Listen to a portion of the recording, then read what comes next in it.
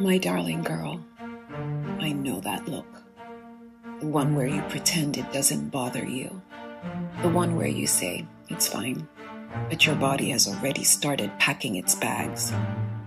I remember what it feels like to be tolerated, but not embraced. Present, but not chosen. And I feel the instinct rising again to pull you out, to shield you, to leave before they can leave you. Fierce one, I see that shift in your eyes. The one that says, I can go. I don't have to stay where I'm not wanted. I know it because I've worn it.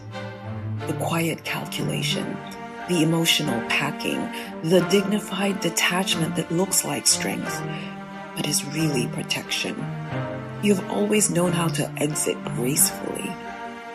But listen to me. Not fitting in does not mean you do not belong. Being overlooked does not mean you are misplaced.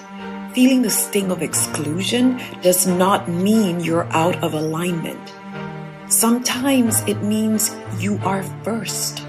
First in the room, first in the lineage, first in the standard you carry, and first always carries friction. I see the tension in you, the leader who knows her worth, the girl who remembers being tolerated, the woman who earned her seat, the child who still wonders if they were a mistake. But hear me clearly, fierce one. Rejection does not define placement. Temporary discomfort does not cancel permanent calling.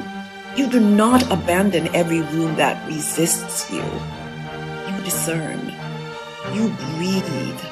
You decide from strength, not from hurt. There is a difference between wisdom and wounded reflex.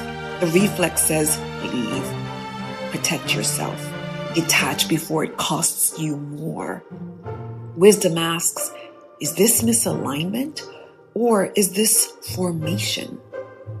You are not here by accident. You did not arrive by error. You did not build by luck. You did not shatter ceilings just to retreat at the first tremor. You belong wherever you choose to stand.